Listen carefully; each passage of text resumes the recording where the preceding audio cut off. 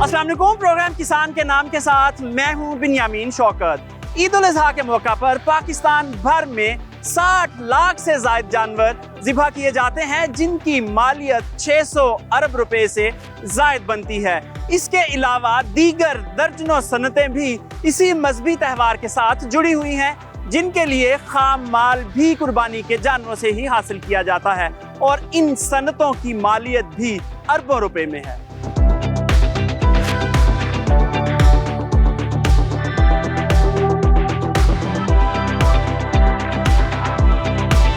ईद उल अज़हा मवेशी पाल किसानों के लिए दोहरी खुशियां लेकर आती है। किसान जहां सुन्नते इब्राहिमी की अदायगी करते हैं, वही ईद उनके लिए बेहतरीन कारोबार का जरिया भी बन जाती है। उनके जानवर बड़े अच्छे रेट पर फरोख्त होते हैं, हत्ता के एक्सपोर्ट से भी ज्यादा इस ईद पर रेट मिलता है। लाइवस्टॉक फार्मिंग, खास तौर पर बकरा ईद के लिए जानवर पालना इंतहाई मुनाफा बख्श कारोबार है। आज का प्रोग्राम ऐसे अफराद के लिए है जो ये कारोबार करना चाहते हैं। हम आपको मुख्तलिफ इक़साम की बिजनेस फिजिबिलिटीज बताएंगे। हम आपको बताएंगे कि भेड़ बकरियों में क्या प्रॉफिट है और इसके अलावा गाय, भैंस और ऊंट पालने में क्या प्रॉफिट कमाया जा सकता है, और आपकी मुलाकात करवाएंगे चंद कामयाब काश्तकारों से।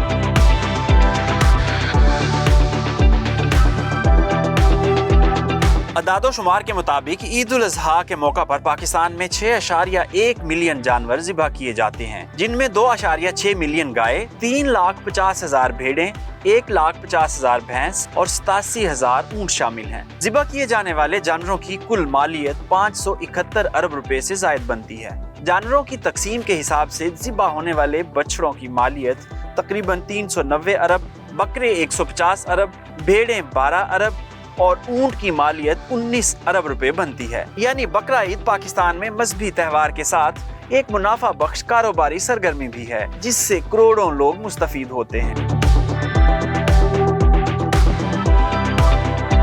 बकरा ईद के लिए आम तौर पर कारोबारी हजरात 3 किस्म के बिजनेस मॉडल चलाते हैं। सबसे अहम और ज्यादा मुनाफा देने वाला बिजनेस मॉडल 6 माह के लिए जानवर अपने फार्म पर रखना और ईद पर फरोख्त करना। दूसरा अहम बिजनेस मॉडल ये है कि जानवरों की 1.5 से 2 माह के लिए फैटनिंग की जाए, यानी 1.5 से 2 माह पहले फार्म पर जानवर लाए जाएं, उनकी फैटनिंग की जाए और ईद के मौका पर उन्हें फरोख्त कर दिया जाए। और तीसरा बड़ा अहम बिजनेस मॉडल ये है कि चंद रोज कबल, यानी ईद से चंद रोज कबल जानवर खरीदे जाएं, उनको अपने पास मुख्तसर अरसे के लिए रखा जाए और ईद के मौका पर उन्हें सेल कर दिया जाए। आइए तीनों मॉडल्स के बारे में तफसीलन जानते हैं।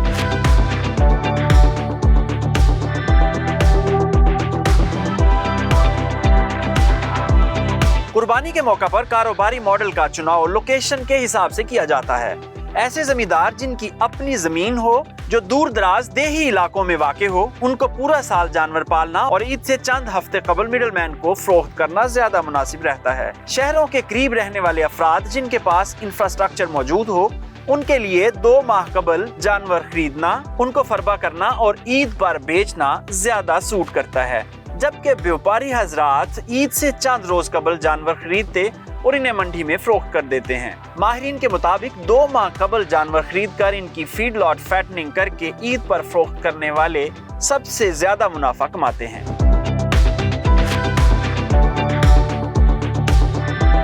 बकरा ईद के मौका पर कुर्बानी के जानवरों का कारोबार करने वाले अफराद के लिए जरूरी है कि मुनासिब कीमत में अच्छे जानवर मंडियों से तलाश किए जाएं।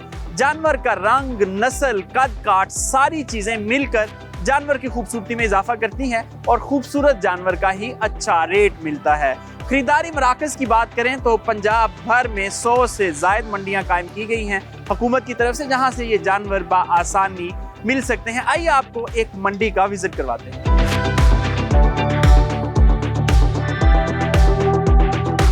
बकरों में अगर बात करें नस्ल की, तो राजनपुरी नस्ल के नुकरे बकरे बहुत ज़्यादा पसंद किए जाते हैं और इन्हीं का ही सबसे ज़्यादा मार्केट में रेट होता है। इस वक्त जो आप खूबसूरत बकरे देख रहे हैं, ये बीतल नस्ल है और इनको राजनपुरी नुकरे बकरे कहा जाता है।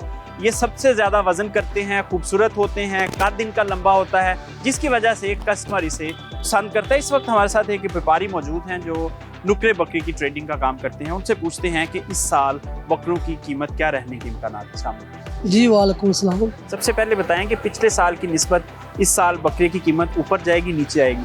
अभी तकरीबन नॉर्मल या कीमत पिछले साल वाली है, 85,000 का, 90 का, लाख रुपए का।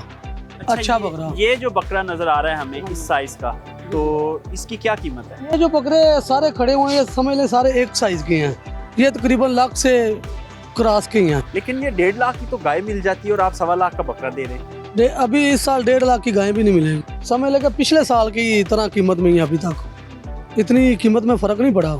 और आइंदा दिनों में, क्योंकि अभी तो ईद में दिन बाकी हैं, तो आइंदा दिनों में आपको लगता है कि कीमत ऊपर जाएगी? बिल्कुल जाएगी ऊपर, क्योंकि अभी कस्टमर नहीं है। ये थे हमारे साथ शोएब साहब। आइए अब देखते हैं कि जो बाकी इस मंडी में बाड़े मौजूद हैं वहाँ जानवरों की कीमत की क्या सूरत है।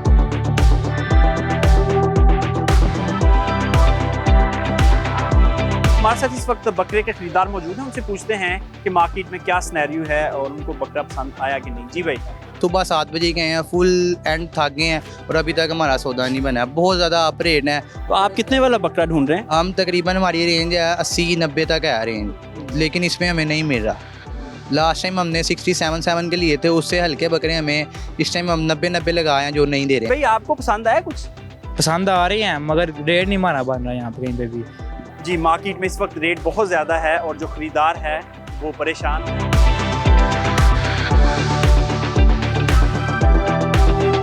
यहाँ एक डील चल रही है बकरों की। 4 बकरे खरीदार खरीदना चाह रहा है और आपस में रेट नहीं बन रहा। आइए सबसे पहले देखते हैं कि ये जो दुकानदार हैं साहब, ये क्या मांगते हैं और जो खरीदार हैं वो क्या कहते हैं, और कोशिश करते हैं कि इनकी किसी तरीके से डील हो जाए। जी अस्सलाम वालेकुम। जी वालेकुम। आपका नाम? मोहम्मद रमजान। अच्छा रमजान साहब, ये 4 बकरे आपसे ये लोग मांग रहे हैं। जी, जी। तो आपकी क्या डिमांड है?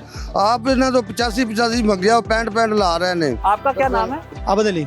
आबद अली, आप इनका एक जानवर का 65,000 कह रहे हैं? जी 65,000 और ये 85 कह रहे हैं? 85 कह रहे हैं। काफी फर्क है। तो सर 20,000 तक एक जानवर में फर्क है। 20,000 का जी। फर्क है। तो मैं सौदा करवा दूं, मान जाएंगे? चलो मान जाएंगे सर, अगर मुनासिब होएगा तो मान जाएंगे, अगर महंगा होएगा तो छोड़ देंगे।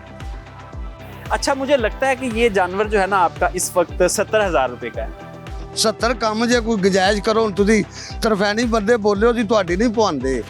बहरहाल 70 ਦਾ ਪਿੱਛੋਂ भी नहीं मिलता। बहरहाल ਤੁਹਾਡੀ ਅਸੀਂ ना 70। सर मैंने 65 कहा है, चलो आपने बोल दिया, मैं 70 में ले जाऊंगा। अच्छा, आप वो कह रहे हैं कि कम है रेट? वो कह रहे हैं लेकिन मुझे इससे ज्यादा अपना समझ में नहीं आता। अच्छा चले ऐसा करते हैं, ना आपके ना इनके ना मेरे, ये 72,000 की चारों। 72 इसका, 72 इसका, ठीक है? सर आपने कह दिया 2-2 हज़ार में 8,000 रुपये का फर्क पड़ेगा मुझे। कोई बात नहीं, चलो ठीक है, डन हो। ठीक है। देखिए किसान की बड़ी मेहनत होती है इसके ऊपर। चलें जी, हमने ये डील डन करवा दी है और ये 72,000 यानी 72,000 रुपये का एक बकरा है और ये 4 बकरे इन्होंने लिए हैं। इन्होंने भी आगे बेचने हैं तो इनको भी इसमें से रोजी मिलेगी। ले जी, बयाना हो गया। ਇਹ ਆਪਣੇ ਹੱਥ ਨਾਲ ਪੜਾਓ, ਤੁਸੀਂ ਤਰਫੈਨੀ लो जी।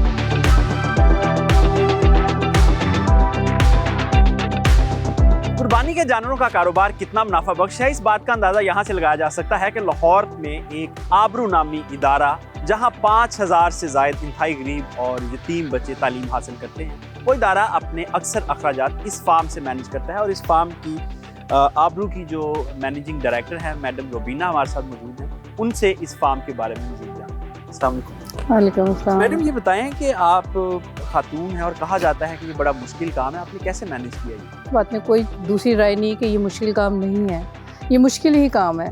लेकिन एक कुरान का लफ्ज़ है ना, फ़ाइन्ना मअल उसरी युसरा, के हर मुश्किल के साथ आसानी है। तो मेरे जहन में ये ज़रूर था कि ऐसा कहीं कुछ है, जो नबियों ने भी ये काम किया तो मुझे करना चाहिए। तो फिर एक यही एक सोर्स हमारी ताकत होती है कि यार अगर हमारे जो हैं आबा अजदाद ये करते आए हैं तो कोई राज रमज़ इसके अंदर है। तो बिस्मिल्लाह करके इसका आगाज़ किया और अल्हम्दुलिल्लाह आज आपकी ज़ुबानी है कि इसी एक नफ़ा बख्श कारोबार है। अच्छा ये बताएं कि इस साल आपके पास कितने जानवर हैं, छोटे और बड़े, और क्या प्लान है उनको कैसे सेल करना है? हमारे छोटे जानवर तकरीबन 75 के करीब है और बड़े जानवर भी तकरीबन इतने ही हैं। जो कुछ हम कर रहे हैं वो सिर्फ़ और सिर्फ दुनियावी फ़ायदे का काम नहीं कर रहे, इसमें अल्लाह की रज़ा शामिल है और गरीब और यतीम बच्चों के लिए फ़ंड इकट्ठा करना शामिल है। और दूसरा हमारा ये कि हम आवाम को, लोगों को, अपने बहन भाइयों को साफ़ सुथरा और सेहतमंद जानवर मुहैया करें बहैसियत इबादत समझ के। क्योंकि इस 3 साल में मुझे जो गुज़रे हैं पिछले, उसमें मुझे अंदाज़ा हुआ कि मार्केट के अंदर सेहतमंद जानवर नहीं आ रहा है और बहुत सी बीमारियां उनमें शामिल होती हैं जो उठवा दिया जाता है जानवर। लेकिन अल्हम्दुलिल्लाह इस फार्म पे कोई हमारा वर्कर ऐसा नहीं है कि जो 2 नंबरी करे। खाना खिलाने में, वैक्सीन करने में, वैक्सीनेशन भी अल्हम्दुलिल्लाह सारी साल जानवरों की होती है। आपके पीछे भी जानवर खड़ा है, आप देख सकते हैं कि माशाल्लाह इसकी सेहत, ये हमारे फार्म का ही जानवर है। और दूसरा ये कि खाने में भी कोई कंप्रोमाइज़ नहीं होता। पानी भी हमारे जानवरों को, आप यकीन मानिए कि मिनरल वाटर मिलता है। जब हमारे जानवर ज़िबा होते हैं और लोगों के घरों तक पहुंचते हैं तो बहुत से लोगों का हमें जो फीडबैक आता है वो कह रहे होते हैं कि यार ये गोश्त है या कैंडी भेजी हमें। अच्छा, ये बताएं कि शुरू में आपको किन मसाइल का सामना करना पड़ा और आपने उनको कैसे ओवरकम किया? इसमें सबसे पहले मसला ये था कि आपको इनके बारे में इल्म होना चाहिए कि ये क्या है, इन कैसे बिहेव करते हैं, क्या खाते हैं, किस मौसम में ब्रीड करते हैं, किस मौसम में इनको बीमारियां आती हैं। फिर बारहा मतलब ये कहा जाता था इनकी फ़ूड, इनकी फीड, समझ नहीं आता था भाई घास फूस तो खानी है इन्होंने। लेकिन बाद में समझ आई कि नहीं, ऐसा नहीं है। इनकी न्यूट्रिशन के हिसाब से जो जो सामान चाहिए वो होना बहुत ज़रूरी है। और नंबर 3 सबसे ज़्यादा जो है ना, अल्लाह का फ़ज़ल चाहिए और आपका यकीन चाहिए। तो अल्लाह का शुक्र है कि ये तीनों मराहिल से गुज़रे हम और आज आपके सामने। यहाँ के मुकामी लोगों ने बताया कि आप अक्सर खुद भी ये जानवर चराने के लिए बाहर लेके जाती हैं, तो क्या ये ज़रूरी है करना? मेरे ख्याल में ये बहुत ज़रूरी है, क्योंकि मुझे बताया गया कि जब जानवर चरने जाता है ना, तो अगर आप उसका बिहेवियर जानना चाहते हैं कि ये किस तरह बिहेव करता है और इसके अंदर क्या बीमारी मौजूद है, तो जब ये जा रहा होगा डेफिनेटली ये जो अपनी निकाल रहा होता है, खराज कर रहा होता है जो भी फूड होता है, उसकी मेंगनी से आपको अंदाज़ा हो रहा है कि ये इस वक्त इसकी जिस्मानी हालत क्या है। फिर ये ग्रेजिंग कर रहा है कि नहीं कर रहा, तब भी आपको पता चलता है। अच्छा, अगर कॉस्ट बेनिफिट की बात करें तो आपको इसमें से कितने % मार्जिन है, कितने % प्रॉफिट है, यानी एक जानवर कितने का लेती हैं, कितने का सेल करती हैं? देखें जी, ये तो सारे सीक्रेट्स हैं, इतने ओपन नहीं कहे जा सकते क्योंकि बहुत से लोग मेरे से इख्तलाफ कर देंगे। लेकिन मैं ये आपको कहना चाहूँगी, इसके अंदर एक अच्छा मार्जिन है। अगर आप अपने जानवर को मोहब्बत से, प्यार से, ईमानदारी से पालते हैं और ईमानदारी से मुनाफा लेना चाहते हैं तो इसमें काफ़ी अच्छा मार्जिन मौजूद है। अच्छा, कुछ न्यू कमर्स जो हैं इस बिज़नेस में, उनको आप मशवरा देना चाहिए? मैं ज़रूर दूंगी, क्योंकि जो मुल्की हालात हमारे जा रहे हैं और जो हमारे पास जवान बच्चे फ्रस्ट्रेशन का शिकार हो रहे हैं, तो पढ़े लिखे लोग हैं, जवान लड़के आए, औरत होने की हैसियत से साबित कर दिया है कि अगर औरत भी इस फील्ड में आती है तो इसको कर सकती है।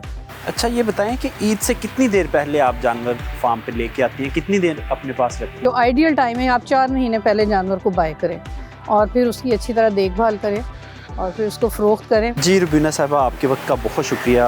आपने देखा कि एक खातून जो हैं वो बड़े अच्छे लेवल का फार्म मैनेज कर रही हैं और हमारे यहाँ बेरोज़गारी बहुत ज़्यादा है, तो अगर हमारे बेरोज़गार अफराद भी इस तरफ आ जाएँ लाइफ स्टॉक फार्मिंग की तरफ, तो यकीनन अच्छा रोज़गार मिल सकता है।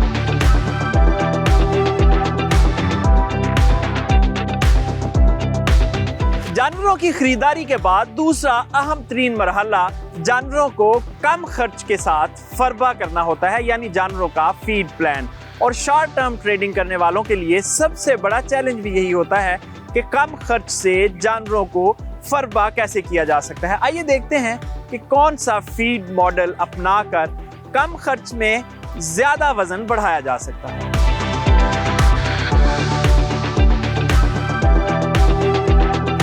फीडलॉट फैटनिंग यानी जानवरों को 85 से 90 दिन तक मतवाजन फीड से फरबा करना टेक्निकल मगर मुनाफा बख्श कारोबार है। फीडलॉट फैटनिंग के लिए जरूरी है कि जानवर फार्म पर आने के 2 से 3 दिन बाद उसकी डिवर्मिंग करें, हाई एनर्जी और 12 से 14% प्रोटीन वाला वंडा दें। जानवर का पेट भरने के लिए साइलेज और ल्यूसन या बरसीम की खुश्क तूड़ी खिलाएं। जानवर को बांधने की बजाय खुला रखें और 24 घंटे पानी की फ्राहमी को यकीनी बनाएं। शेड का दर्जा हरारत गर्मी में 35 से ऊपर जबकि सर्दियों में 20 से नीचे नहीं जाना चाहिए। यूं जानवर मुनासिब खुराक खाकर तेजी से वजन बढ़ाएगा।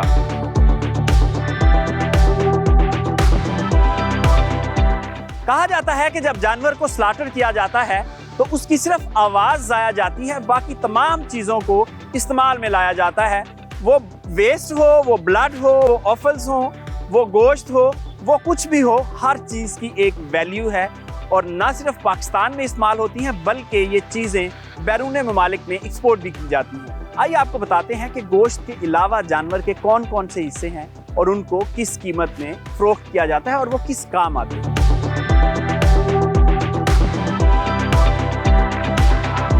स्लॉटरिंग के बाद जानवर की सबसे अहम चीज चर्बी होती है जो कॉस्मेटिक्स, साबुन, शेविंग क्रीम, पेंट, मार्जरीन, मोमबत्ती और दीगर बहुत सी कीमती चीजें बनाने में इस्तेमाल होती है। जानवर की हड्डियों से जेलेटिन बनती है जिससे custard powder, chewing gum, personal care की मसनूआत, शैम्पू और बच्चों के खाने की बहुत सी अशिया बनाई जाती हैं। खून से फर्टिलाइजर बनाया जाता है जो ज़री मकासद के लिए काम आता है। जानवरों की खाल से जूते, पर्स, जैकेट्स और दीगर बहुत सी कीमती अशिया बनती हैं। सिरी पाए, दिल, कलेजी और दीगर हिस्से खाने के काम आते हैं, जबकि कुछ एक्सपोर्टर्स इन अशिया को बैरून ममालिक एक्सपोर्ट भी कर रहे हैं। छोटे जानवरों की तरह बड़े जानवर यानी गाय, भैंस और ऊंट वगैरह की कुर्बानी भी पाकिस्तान में बहुत आम है। मुख्तसर ब्रेक और ब्रेक के बाद आपको बताएंगे कि पाकिस्तान भर में बड़े जानवरों की कुर्बानी कितनी होती है और अगर आप ये कारोबार करना चाह रहे हैं तो इसकी बिजनेस फिजिबिलिटी क्या है। Welcome back. वतन अजीज में ईद उल अज़हा के मौका पर हर साल 30 लाख से जायद बड़े जानवरों की कुर्बानी की जाती है। इन जानवरों में गाय, भैंस और ऊंट वगैरह शामिल हैं, मगर मार्केट में सबसे ज्यादा शेयर साहिवाल नस्ल के भूरे रंग के जानवर का है और गाहक की अवलीन तरजीह भी इसी रंग के खूबसूरत जानवर हैं।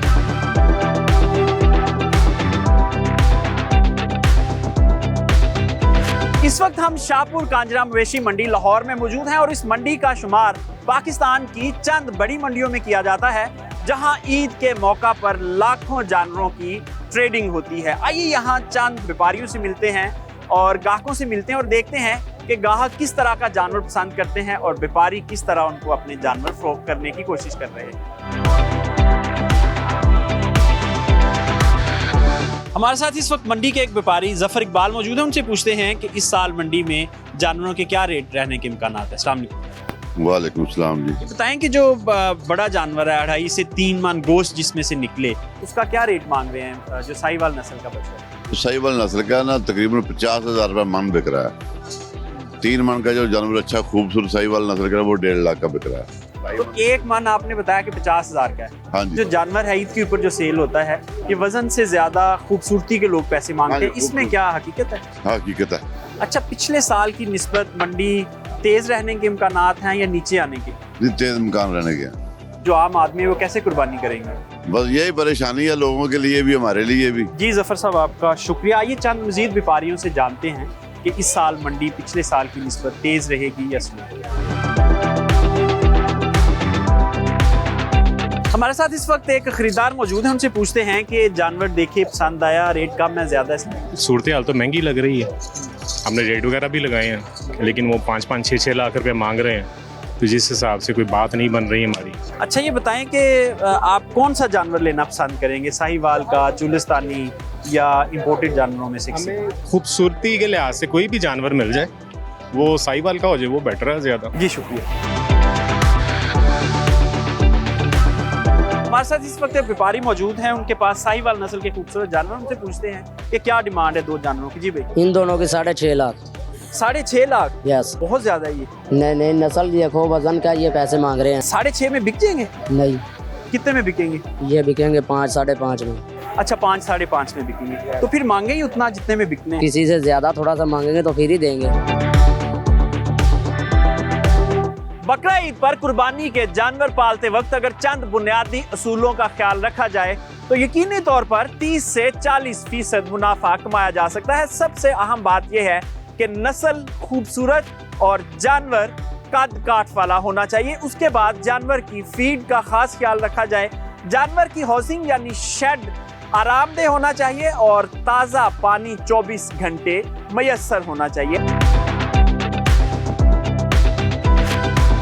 बकरा ईद पर स्लाटर होने वाले जानवरों में सबसे बड़ी तादाद कैटल की यानी गाय की होती है और इस वक्त हमारे साथ एक बड़े कैटल फार्मर शकील अहमद कुरैशी साहब मौजूद हैं। उनसे इस बिजनेस के बारे में मजीद जानते हैं। अस्सलाम वालेकुम। वालेकुम अस्सलाम। सबसे पहले ये बताएं कि ये कैसा बिजनेस है और कब से कर रहे हैं? हम पिछले 4 साल से कर रहे हैं और मेरे जो 4 साल के तजुर्बात हैं उनमें कोई ऐसा तल्ख तजर्बा नहीं है कि मैं इसे कहूँ कि ये बिज़नेस एक नाकाम बिज़नेस है या कमज़ोर बिज़नेस है। पहली दफ़ा मैंने लर्न ये किया कि देखभाल जानवर की वही एक चाबी है जो इस बिज़नेस के ख़जाने खोलती है। जब आप इसको लेके 90 डेज़ फैटनिंग साइकिल में लाते हैं तो आपने दोनों चीज़ों का ख्याल रखना है कि एक इसकी खुराक इस काबिल हो कि ये एमिकेबल हो जाए, और एक इसकी शक्ल सूरत और चमक इस काबिल हो कि ग्राहक को लुभा ले। अच्छा, बाय प्रोफेशन आप इंजीनियर हैं, लेकिन लाइवस्टॉक आपको इतना इल्म है, और ये क्या इंटरेस्ट है या कुछ और है? इंसान को इल्म हासिल करने और बांटने के लिए बनाया गया है। जिस चीज़ में उसकी दिलचस्पी होती है उसमें वो बढ़ चढ़ के कर लेता है। अच्छा, ये फरमाएं कि अगर हम बिजनेस फिजिबिलिटी की बात करें तो इसमें जो प्रॉफिट मार्जिन्स हैं वो कितने हैं, वो इस काबिल हैं कि एक इंजीनियर इस सेटअप पे बैठ के अपना खर्चा पूरा कर सके? 4 साल का एक एवरेज है। अगर मैं उस एवरेज को देखूं तो मैं समझता हूं कि 30 और 40% के दरमियान ये फॉल करता है। वो जो 10% है वो आपकी मेहनत है। इंटरनल रेट ऑफ रिटर्न किसी भी बिजनेस का जब 15 से ऊपर जाता है तो वो कंसीडर किया जाता है कि बहुत अच्छा बिजनेस है। तो यानी फिर ये जो फैटनिंग वाला है या ईद के मौके पे जानवर पालने वाला, ये तो बहुत ही अच्छा बिजनेस हुआ। अच्छा, ये फरमाएं जानवर कब लेके आते हैं, क्या फीड कराते हैं, कैसे पूरा साइकिल चलाते हैं? जानवर इस महीने में आने शुरू हो जाते हैं, यानी 1 माह पहले आना शुरू हो जाते हैं। इसके दरमियान 2-3 चीज़ों का ख्याल रखना पड़ता है। एक तो इसकी जो मेडिकेशन है वो बहुत अप्रोप्रिएट होनी चाहिए। नंबर 2, फीड सबसे इम्पॉर्टेंट है। ये दुनिया के हर जानदार के लिए इम्पॉर्टेंट है, जैसे इंसानों के लिए इम्पॉर्टेंट है, इसी तरह इनके लिए भी है। और जब आप एक ख़ास मकसद के लिए फीड दे रहे होते हैं कि इसका वज़न बढ़ जाए, यानी इसके अंदर जो है प्रोटीन बढ़ जाए, तो आपको प्रोटीन ओरिएंटेड फूड खिलानी पड़ती हैं, जिसमें साइलेजेस हैं, कुछ देसी नुस्खे हैं, फिर इनकी चमक को बढ़ाने के लिए, इनकी शक्ल सूरत को बेहतर करने के लिए वलायती नुस्खे भी हैं और देसी नुस्खे भी हैं। और मेरे तजर्बे के मुताबिक देसी नुस्खे ज़्यादा कामयाब है। तो जैसे सरसों का तेल है, खल है, इस चीज़ें, ये वाली चीज़ें बहुत गेन देती हैं। सर, जानवर फरबा करने के लिए अगर आपसे फार्मूला पूछा जाए तो क्या आप फीड करते हैं? जो न्यू कमर है उसके लिए फैटनिंग वंडा सबसे आला काम है। वो उसको इस्तेमाल करे, 2 साल, 2.5 साल, 3 साल इसको करे, फिर उसका अपना इल्म इतना हो जाता है कि वो इससे तब्दील होना चाहे तो आसानी से हो सकता है। तब्दील होने का मकसद क्यों है, क्या है? बुनियादी तौर पर कॉस्ट को थोड़ा सा कम करना। तो वो असातिज़ा देसी नुस्खे बथेरे बता देते हैं जो कॉस्ट को थोड़ा सा कम कर देते हैं और रिजल्ट्स अच्छे कर देते हैं, लेकिन ये बिगनर्स के लिए नहीं है। बिगनर्स के लिए वो वंडा ही है जो उसको एक दफ़ा स्टैंड करा देता है। उसके बाद तजर्बात आप जितने मर्जी करते रहें। जी शकील साहब, आपके वक्त का बहुत शुक्रिया। जो कैटल फार्मिंग है वो बेसिकली एक टेक्निकल काम है और वक्त गुजरने के साथ साथ आप बहुत एक्सपर्ट हो जाते हैं इसमें। और जैसे शकील साहब ने बताया कि ये शायद एक ऐसा कारोबार है और ये वाहिद कारोबार है जिसमें 30 से 40% तक आप प्रॉफिट कमा सकते हैं।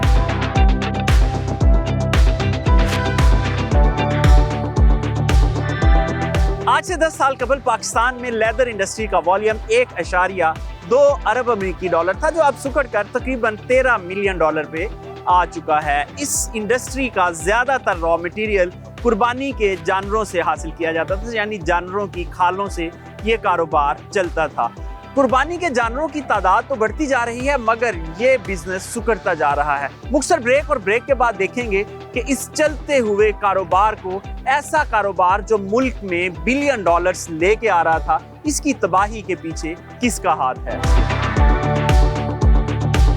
Welcome back. ईद मार्केट में जानवरों की कीमतें फरोख्त की बात करें तो छोटा जानवर लाख से 1.5 लाख रुपए, जबकि बड़ा जानवर 2 से 3 लाख रुपए के दरमियान फरोख्त हो रहा होता है।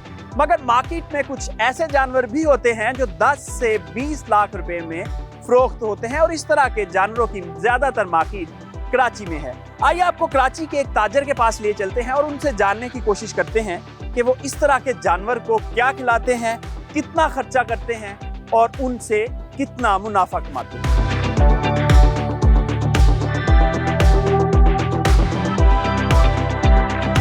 बहुत कम जानवर ऐसे होते हैं जो 25 लाख 30 लाख तक के उरूज को पहुंच पाते हैं, बाकी हमारे पास भी 3 लाख 4 लाख 5 लाख वाली कैटेगरी होती है, हमारे पास 2 लाख वाली कैटेगरी भी होती है। तो लोग देख लेते हैं नेट पे कि जानवर 50 लाख का बिक गया, 40 लाख का बिक गया, तो वो आम जानवर नहीं होते। बहुत कम जानवर ऐसे होते हैं, उनके बायर ही बहुत लिमिटेड होते हैं।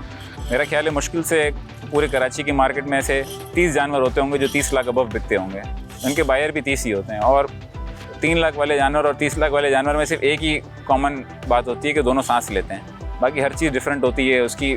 सबसे पहले तो ब्लड लाइन का बहुत बड़ा फ़र्क होता है। हर जानवर के बस की बात नहीं होती कि वो 30 लाख को पहुंच जाए, तो वो उनके सेमेन ही बाहर से रखे जाते हैं, मतलब सेमेन से लेके आखिर दम तक उनकी अलग ही होती है खिदमत।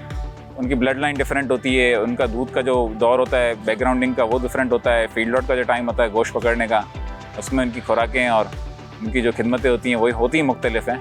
और फिर भी इसमें बड़ा रिस्क होता है, बहुत कम जानवर उस उरूज को पहुंच पाते हैं, बाकी वही रेंज एवरेज रेंज में रहते हैं। 300 जानवर हर साल करते हैं सेल, लेकिन सिर्फ 50 ऐसे होते हैं कि जो 15 लाख 20 लाख क्रॉस होते हैं, बाकी सब एवरेज कैटेगरी होती है जैसे सब करते हैं। इससे ज़्यादा आप पाल भी नहीं सकते हैं क्योंकि इसमें बहुत सारे लिमिटिंग फैक्टर हैं, आपको इतने अच्छे बच्चे मिलते ही नहीं हैं और फिर बड़ा मुश्किल काम हो जाता है कि इनको इतना पालना, खिदमत करना, और एक बहुत बड़ा कैपिटल इंटेंसिव भी हो जाती है। 25-25 लाख के आपने 50 बछड़े भी पाल लिए तो आपका एक अच्छा खासा सरमाया इसके अंदर ब्लॉक हो जाता है। जो छोटी रेंज के जानवर हैं वो तो अच्छा कमा जाते हैं, लेकिन ये जो 25 लाख 30 लाख वाले जानवर होते हैं इसमें बहुत रेयर होता है कि आप इसमें से कमा सको। लेकिन एक अच्छा मुनाफा बख्श काम है, नुकसान का घर नहीं है इसके अंदर अगर आप नीयत से करें, जानवर की खिदमत करें। हम तो इम्पोर्टेंट वैक्सीन लगाते हैं, चाहे वो गलगोटू की हो, चाहे वो लंपी की हो। बारिशों के बाद जो FMD का हमला आता है तो कैटल कॉलोनीज़ पे तो खास करके बहुत ज़्यादा आता है, क्योंकि आपके पड़ोस में कोई ना कोई जानवर इन्फेक्टेड होगा तो आपके फार्म पे भी आ जाएगी वो, और उसके हम बहुत ज़्यादा ख्याल करते हैं कि यार हम पहले से ही प्रिकॉशनरी मेजर में ही लगा दें बीमारी आने से पहले, क्योंकि बीमारी आने के बाद तो फिर क्या वैक्सीन लगाना, वैक्सीन तो होती प्रिकॉशनरी है। 200-225 जानवर बाहर से खरीद के लाते हैं, तो जो खरीद के लाते हैं उसके अंदर हम लोग उसको एक रफ कंडीशन में आता है जानवर, उसकी वैक्सीनेशन करते हैं, इसको 3-4 महीने खिदमत करते हैं, खिलाते पिलाते हैं, हेल्दी से हेल्दी हो जाता है, तो फिर हम उसको एस्टिमेटेड 30,000-40,000 रुपये प्रॉफिट में जानवर निकलने देते हैं। नए फार्मर्स को भी ये बोलूँगा कि AI की तरफ जाएँ, बेहतर से बेहतर नस्ल और बेहतर से बेहतर यील्ड के पीछे काम करें, क्योंकि आपका जो अगर तहफ़्फ़ुज़ है तो वो उसी के अंदर है। अगर लोकल ब्रीड पे काम करेंगे तो बहुत मुश्किल है कि आप सर्वाइव कर सकें। चमड़े की सनत ज़राअत और टेक्सटाइल के बाद पाकिस्तान में तीसरी बड़ी सनत समझी जाती थी। पाकिस्तान भर में 800 से ज़ायद चमड़ा फैक्ट्रियां चल रही थी, जहां लाखों की तादाद में मजदूर काम करते थे। इन फैक्ट्रियों में जानवरों के चमड़ों की प्रोसेसिंग की जाती थी, जिससे लेदर बनता था, और लेदर की मसनूआत दुनिया भर में एक्सपोर्ट करके कीमती ज़र मुबादला कमाया जाता था। मगर बदकिस्मती से दीगर शोबों की तरह ये शोबा भी तरक्की की बजाय तनज़ली करता जा रहा है। आइए देखते हैं कि इसकी वजूहात क्या है। बकरा ईद के 3 दिनों के दौरान पाकिस्तान भर में 60 लाख से जायद खालें जमा होती हैं, जिससे न सिर्फ मकामी इंडस्ट्री को मुनाफा बख्श बनाया जा सकता है, बल्कि इनको एक्सपोर्ट करके कीमती ज़र मुबादला में भी इजाफा किया जा सकता है। खालों को महफूज करने का तरीका दुरुस्त न होने के बायस बहुत सी खालें खराब हो जाती हैं। इदारों की तरफ से ना तो मुतलका अफराद को तरबियत दी जा रही है और ना ही इस इंडस्ट्री को जदीद खतूत पर चलाने के लिए हुकूमत की तरफ से माली सपोर्ट की जा रही है। पाकिस्तान में चमड़े की सनत मुसलसल गिरावट का शिकार है। हमारे पास जानवरों की खालें ज्यादा आ रही हैं, यानी इस सनत को तरक्की करनी चाहिए थी, मगर ये आहिस्ता आहिस्ता कम होती जा रही है और इसका ट्रेड वॉल्यूम $1.2 बिलियन से कम होकर महज चंद मिलियन रह चुका है। हुकूमत की नाअहली की वजह से ये सूरत हाल हो चुकी है कि अब लेदर इंडस्ट्री जो है वो तकरीबन बंद होने के दहाने पर है। ट्रीटमेंट प्लांट जो है वो भी बिल्कुल नकारा बन चुका है। पिछले 10 सालों से जो जानवरों की जो खालें हैं उनकी तादाद में इजाफा हुआ है, लेकिन जो सूरत हाल ये है कि यहाँ पे कसूर में जो लेदर का काम जो है बिल्कुल मुकम्मल तौर पर जो कि बंद होने के दहाने पर है। लेदर इंडस्ट्री का जो सबसे बड़ा बहरान है ना, वो बेसिकली हुकूमत ने जो हम पर बिजली के बम गिरा दिए हुए है, उसकी वजह से जो इंडस्ट्री है वो बिल्कुल बहरान का शिकार हो चुकी हुई है। कसूर में एक बहुत बड़ी सनत है चमड़ा की, लेकिन अब देखा जाए तो हर दूसरी फैक्ट्री, छोटी छोटी फैक्ट्रियां सैकड़ों की तादाद में वो बंद होने के दहाने पर हैं। उनकी मेन वजह यह है चाइना की तरफ से लेदर्स और दूसरी मसनूआत जो लेदर की जगह पे आ गई हैं, उन्होंने इसकी जगह ले ली है। लेदर की इंडस्ट्री इसलिए बहरान का शिकार है इस वक्त, क्योंकि डॉलर इस वक्त जो है वो बहुत अनस्टेबल है पाकिस्तान में, और डॉलर के बहुत ज़्यादा महंगा होने की वजह से पाकिस्तान में लेदर का काम बहुत डाउन हो गया। हमारा कंट्री है बड़ा अच्छा वार्म कंट्री, और यहाँ की खालें बड़ी अच्छी हैं, क्या नाम है उसकी सिलेक्शन वाइज, क्योंकि सनलाइट की वजह से खालों में एक अच्छी सिलेक्शन निकलती है, लेकिन वो हमें सिर्फ इस वक्त सेफ नहीं हो पाती कि यहाँ पे गर्म वेदर, आज का गर्म वेदर होने की वजह से उनको प्रॉपर टाइमिंग पे उनको सेफ नहीं किया जाता। पाकिस्तान में अपनी मदद आपके तहत जो है ना काम किया जाता है। जितने भी हम इंडस्ट्री वाले हैं, हमें गवर्नमेंट की तरफ से सपोर्ट तो कोई नहीं है, इंडस्ट्री खुद ही इस मामले को अपनी मदद आपके तहत जो है ना आगे लेके चलती है।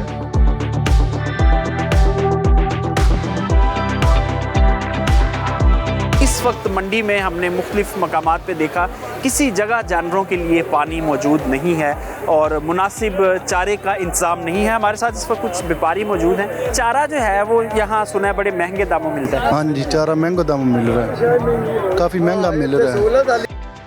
तो बाहर से नहीं चारा लाने देते? नहीं, बाहर से नहीं लाने देते।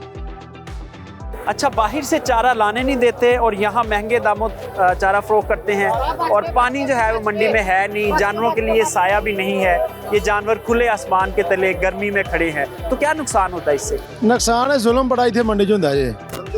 पराली घरों गड्डियां ने पा के आउंदे ने 2500-5000 रुपया पराली दा लैंदे ने पै। गड्डी बाहर तुसीं कड्ढनी ते 6000 रुपया गड्डी दा पराली दा वखरा, गड्डी तुसी अंदर इन करनी है तो 1000 रुपया गड्डी का वखरा। जो इन्होंने होदियाँ बनाई हुई है ना, वहाँ पर इन्होंने बंदे पाए हुए वो पानी बेचते हैं। कि भाई लोगों का कहना है कि यहाँ जो व्यापारी हैं वो तो लूट रहे हैं, बहुत महंगे जानवर बेच रहे हैं। भाई जान सब नालों तुहानूं सही गल दसी है, असीं आप ही लुटे जाने हैं। ਉਹਦੀ वजह है वे कि ਜਿਹੜੀ ਸ਼ੈ ਸਾਨੂੰ ਬਾਹਰੋਂ ਲੱਭਣੀ ਹੈ 2 रुपए ਦੀ, ਇੱਥੋਂ 2 ਲੱਭੇ ਤੇ ਬਰਦਾਸ਼ਤ ਹੋ ਜਾਂਦਾ, पर इथों लबन रही है 12 रुपए की। तो मंडी की जो मैनेजमेंट है वो आपसे तावन नहीं करती? नहीं, कुछ नहीं है। तामुनत की ये चीज़ होती है कि अगर चलो इतनी खर्चे होने के बावजूद अगर सहूलियात भी हो ना तब भी बर्दाश्त होती हैं, लेकिन सहूलियात आपके सामने है। यहाँ चारा किस रेट पे मन मिलता है? चारा करीबन यहाँ पे मिल रहा है 850-900 रुपये, और बाहर ये 300 रुपये मान है, यानी डबल से भी ज़्यादा। वही ना, अगर 2 पे 2 हो तो बर्दाश्त हो जाता है कि चलो मानते हैं मंडी है, लेकिन यहाँ पे 2 पे 8 चल रहा है, 3 गुना ऊपर चल रहा है। ये पराली पर्ची क्या चक्कर है? ये पराली पर्ची गाड़ी की होती है, पराली आप डालें या ना डालें, आपको मिले या ना मिले, लेकिन आपने फीस देनी है। तो वो डालते हैं पराली? पराली है ही नहीं है, कहाँ से डालते? जो मंडी मैनेजमेंट वाले हैं उनके पास चलते हैं और उनसे पूछते हैं कि ये क्या माजरा है, और लोगों का कहना है कि ये टैक्स की बजाय यहाँ जगह टैक्स ले रहे हैं। इस वक्त हमारे साथ कैटल मैनेजमेंट कंपनी के चीफ ऑपरेटिंग ऑफिसर जाज़ब सईद साहब मौजूद हैं, उनसे इस बारे में मज़ीद जानते हैं। सबसे पहले बताएं कि गवर्नमेंट की तरफ से क्या फैसिलिटीज़ हैं इस मंडी में जो आप व्यापारियों को देते हैं? गर्मी बहुत ज़्यादा है, हम ये एक्सपेक्ट कर रहे हैं कि ज़्यादातर कस्टमर्स रात को आएंगे, तो उसके लिए हम एक्स्ट्रा लाइटिंग अरेंजमेंट्स कर रहे हैं। कुछ 16 के करीब हम स्टेट पोल्स लगवा रहे हैं एंट्री रोड पे, और इसके साथ हमने वाटर फिल्ट्रेशन प्लांट्स लगवाए हैं। इसके अलावा यहाँ पे जानवरों के पीने के लिए पानी की सहूलियात। यहाँ पानी के जो कितने पॉइंट्स रखे हुए हैं जहाँ से मवेशियों ने पानी पीना है? मवेशियों के पानी पीने के लिए जो खुरलियाँ बनी हुई हैं सीमेंट की, वो यहाँ पे 15 खुरलियाँ। इसके अलावा जितने यहाँ टोटल जानवर कितने हैं? यहाँ पे टोटल 15,000 जानवर लार्ज एनिमल, और 15,000 जानवरों के लिए 15 खुरलियाँ, तो ये जानवर कैसे पानी पिएंगे? 15 खुरलियाँ हैं, लेकिन इसके अलावा हमारे यहाँ पे 100 के करीब मोटर के बोर हुए हैं। ओपन मंडी में इस वक्त जो चारा बिक रहा है वो 350 से 400 रुपये है, जबकि मंडी में 900 रुपये किलो बिक रहा है। चारा यहाँ पे बिल्कुल कंट्रोल रेट्स पे है, और वो गवर्नमेंट की तरफ से हमारा इशू होता है, लेकिन उसमें यह है कि हमारा यहाँ पे कॉन्ट्रैक्ट हुआ है। पराली भी एक यहाँ बड़ा इशू बना हुआ है, पराली डलती है नहीं डलती, बहुत कम डलती है, लेकिन आप उसका चार्ज कर लेते हैं, ये व्यापारियों का कहना है।